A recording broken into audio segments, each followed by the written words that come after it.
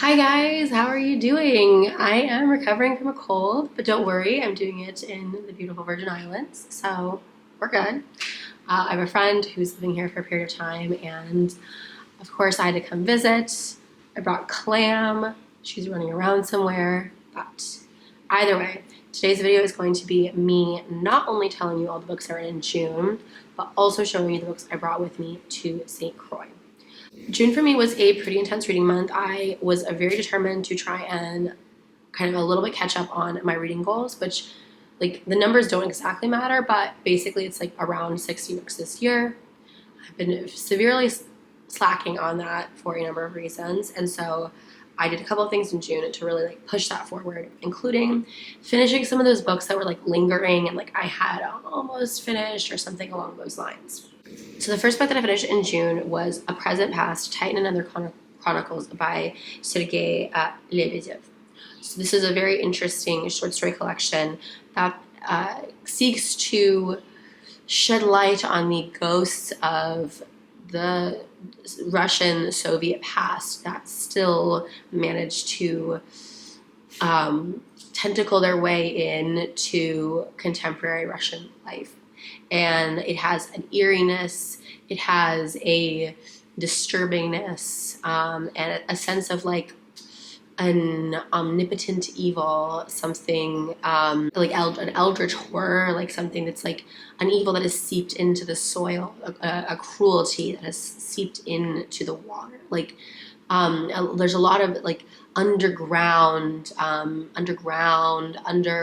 under the earth theme, something about there being, down there something is wrong. I would describe it Mariana Enriquez, but make it Russian, but make it a boy. Just in general, in the whole vibe, it's not as Lana Del Rey, but I think that if you like that, this would be an interesting book because it's very similar in that it's looking at a society, looking at a culture, looking at how history affects it and personifying societal evils as these creepy events. It's not as spooky too. Like I feel like Mariana Enriquez, like it's like creepy, but it's also like vampires, like it's not vampires, but like you get what I mean, where it's like some of her stuff is like a little bit more like a zombie, not like a real zombie, like a zombie-esque character, but in this case, it's not. Slightly off-kilter, something is slightly creepy, and then it takes like a life of its own. Next up, I finished The Unbearable Lightness of Being by Milan Kundera, a book I started when I was in Prague and finished a few years later. I enjoyed it. I think it was like the relationshipy aspect of the book I enjoyed because I do kind of like the I actually like the exploratory fashion of like these people who have different lives, different wants in relationships, and how those wants like tear at each other and their partners. And I liked, as the book continued, seeing how the politics was affecting the lives of these characters. I don't think that there's anything more like than it's a good book if you like thinky books, you would like this. If you like pensive books, you would like this. But like, should you like? But it's very much like if you like it, you like it. If you don't, you don't. That's how. Oh my god, that scared me. I'm alone in this house. It's the washer and dryer going off. Thought I was going to be murdered. Okay, next one I absolutely hated. It is Hammer and Tickle, A History of Communism Told Through Jokes by Ben Lewis. I started off loving this book because I was like, oh, it's going to be kind of like the history of the Soviet Union, and it will kind of show maybe like what was happening and then use jokes as like an example of like, this is how this fit into the humor. This is how we can like temperature check the populace on this. That is not what this book is about, okay? This book is about this asshole named Ben Lewis who is trying to prove how jokes threw down communism. And rather than being like a good researcher and researching this first and then writing the book, I think he started writing the book assuming he would get to his conclusion, and he didn't. And honestly, it got to a point where throughout the book, I literally had to skip over whenever he was like doing his self-narration. I was like, no, shut. You cannot be talking to me. I don't like you. Like, I don't like, he just came across like such a dick. Like an English intellectual who like can't perceive that they're not actually as funny as they think they are, and they're certainly not as smart. And I'm gonna do an entire video about this because I think that this man might be stupid. Or like at least he might be a type of book smart that does not extend to actually being able to do critical analysis. Because when I tell you, in like the penultimate chapter of this book, he says something that is so irrevocably stupid, and his takes are so bad about contemporary Russia, which at the time was like maybe like early aughts Russia. His takes are so bad that just it's like I really question your intelligence, given what you've written here. And yeah, it was like it enraged me. Next up, The Hidden Life of Trees: What They Feel, How They Communicate, Discoveries from a Secret World by Peter Wohlleben. I don't know how to pronounce German names. This book was very, I don't know, it's very interesting, I think, because I think that the themes are very cool. Like, was it the best written? No. But it was like quick to read, so I don't think it was bad in that direction. This is another book that I like started a long time ago, did a huge break in, and then continued. Again, that was like a lot of the theme of June for me. But I do feel like it has affected my relationship to trees, like how I look at trees. I read another book by him maybe last year, and very similar sensation, like looking at the world through trees, looking and paying attention to nature, seeing how they grow, or like the differences in the bark texture, leaf texture. And I think that's, to me, very important, having that like, I always need to have a breeze, I always need to have trees, and I always want to see water, like not necessarily every day, like trees breeze kind of every day, but like seeing water is not like an everyday thing for me, but I need to be like close. I need to know that those things are easily accessible to me. I think if you are someone who like observes trees, having more information about the trees that you observe is cool. Then I read Musashi. I finished Musashi by Eiji Yoshikawa. Musashi is a story of a young man who like just dedicates his life to the way of the sword, and how he goes about training and learning lessons from the world around him to become the best swordsman in the world, how he develops his own style, and like the people whose lives he touched along the way. I finished it in June. I had started it like a few years ago, like only got to like page 100, and then it was like one of my March of the Mammoths books. Didn't finish it in March, but I did finish it this year. So I am like really proud of myself. This is a hard book to kind of get through. It's not written like it was written to be published in like sections, and it kind of shows, it very much gives a story with like arcs, like I don't know, like I see why this was made into a manga. The arc of going here, the arc of battling these people. I think that reading it very quickly, it's a very fast-paced book in that way too, because it's quite adventuresome.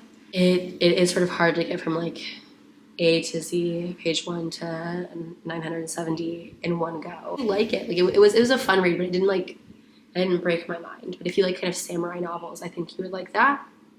If you like very action novels, I think you would like that. There's like a manga that they started writing that like was starting to be made, but then there was a hiatus. It's like, I get it. I get putting that manga on hiatus. Also, I don't think it's accurate to the book.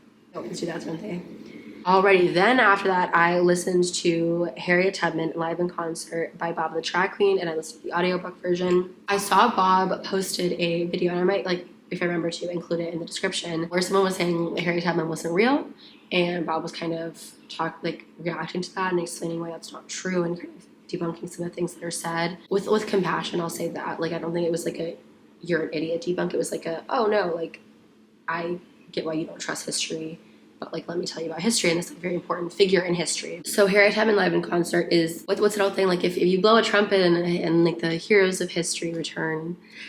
So Harriet Tubman and other like historical people come to today's time, and this music producer Darnell is kind of reached out to by Harriet's team to write an album that helps to like sort of give the message and free a new generation of Black Americans.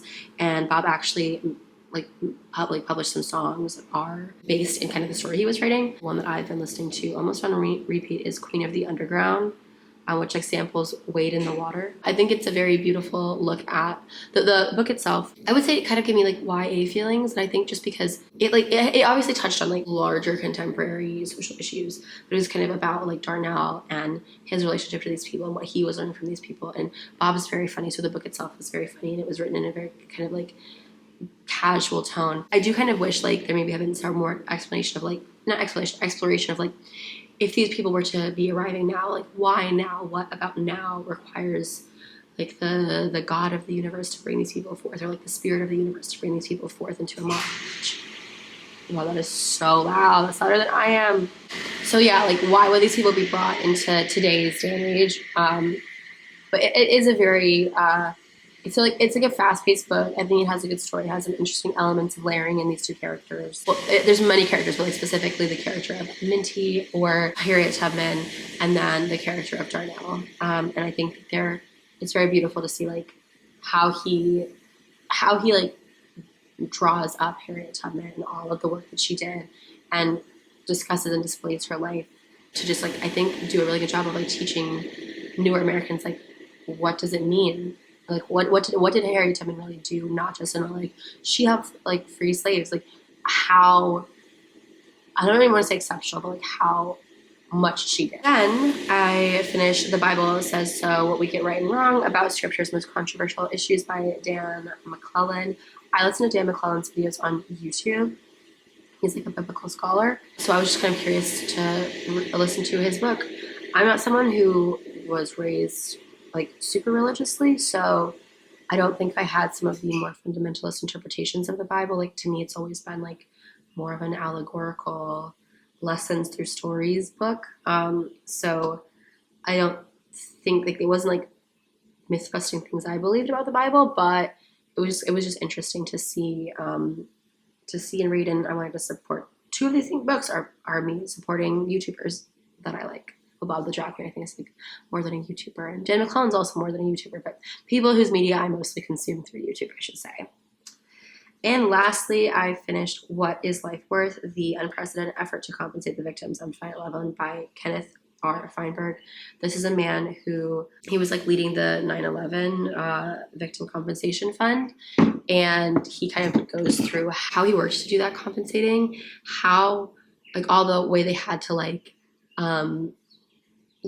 plan out to make sure that like the super wealthy people, like the, you know, really rich guys who passed. There's like a Russian word pagib, which means like you died in a tragedy. The people who died in this tragedy who were very wealthy, so that their families didn't get like millions, while the families of poor folks didn't get $0. And he talked about how like the like average and the mean, the average and the median compensation packages were very close together, which he says shows that we didn't inflate the wealth received by like the 1%, and we didn't undervalue the life of more like working class people who sought to access the fund.